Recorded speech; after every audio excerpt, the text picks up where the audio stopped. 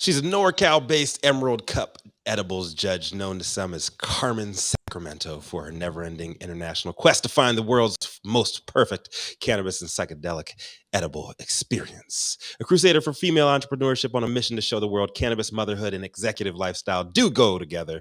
You know who it is. Coming up next, Manndie Tingler. Good morning, good morning, good morning. Happy Monday, everybody. Today's article that I'm covering is President's Day, of course. Headline comes to us from Marijuana Moment and reads, Biden signs equity-focused executive order that touts marijuana clemency actions, calling criminalization a failed approach. President Joe Biden issued an executive order on Thursday that touts the administration's efforts to address the failed approach on federal marijuana policy. The executive order doesn't specifically build on any administrative cannabis reforms. Rather, it's focused on promoting equity within federal agencies and the White House. But the president took the opportunity to connect the issue back to his marijuana actions.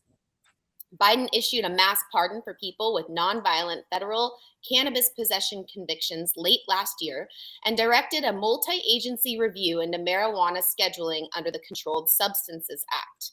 Quote, my administration has taken action to strengthen public safety, advance criminal justice reform, our country's failed approach to marijuana, civil rights, and stand against rising extremism and hate-fueled violence that threaten the fabric of our democracy, the president said.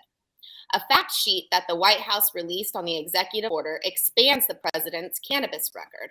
The president took bold action to address our failed approach to marijuana, it says.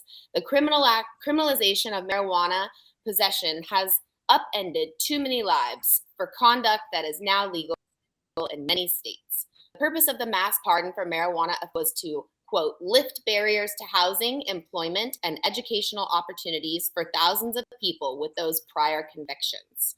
The president also called on every state governor to follow his lead, as most marijuana prosecutions take place at the state and local level. And because this administration is guided by science and evidence, he called on the Department of Health and Human Services and the Department of Justice to expeditiously review how marijuana is scheduled under federal law. A separate new White House domestic policy report on equity efforts also includes a description of Biden's cannabis actions. Biden's new order, further advancing racial equity and support for underserved communities through the federal government, directs federal agencies to produce an annual public equity action plan to analyze barriers that underserved communities may face in accessing and benefiting from programs, among other steps. The administration has routinely highlighted the cannabis clemency and review actions, often in the context of equity and racial justice. It was also mentioned in a preview ahead of Biden's State of the Union address this month, but the president didn't explicitly raise it in his speech. On Martin Luther King Day, Biden described his marijuana pardons as a reflection of his commitment to equal justice. End of last year, the president granted half a dozen additional pardons, including for a handful of people with marijuana or other drug convictions on their records. Domestic Policy Council Director Susan Rice said in December that the president's broader cannabis clemency and directive for administrative review into cannabis scheduling have helped address the country's failed approach to marijuana and represents key parts of the administration's, quote, relatively productive year. Meanwhile, a bipartisan group of 29 congressional lawmakers from both the House and the Senate sent a letter to the president in December asking that he formally back federal marijuana legalization as the administration carries out the cannabis scheduling review. While lawmakers didn't request that Biden take administrative action to unilaterally facilitate legalization, it does underscore an eagerness among supporters for the White House to play a more proactive role in advancing reform. U.S.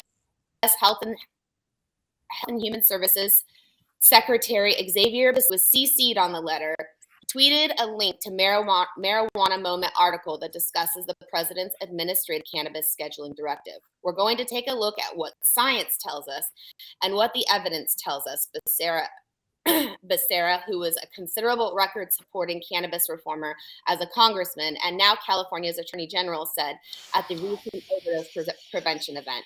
That will guide what we do, and we hope that will guide what the federal government does. Following the president's order in October, the secretary said that the department would work as quickly as we can to carry out the scientific review, and he's already discussed the issue with the head of the Food and Drug Administration. Gupta said previously that the president's actions were historic and clearly in advance of medical benefits for cannabis.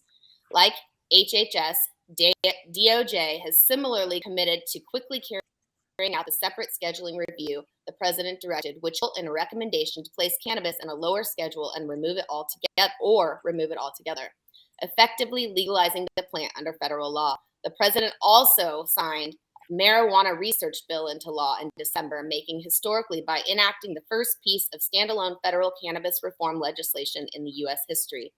A series of polls have shown that Americans strongly support the president's pardon action, and they also don't think that marijuana should be federally classified as a Schedule I drug.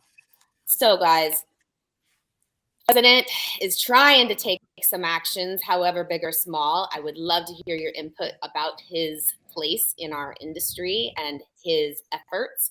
This is Manndie at the High at 9 News on Monday. Let me know what you think. I mean,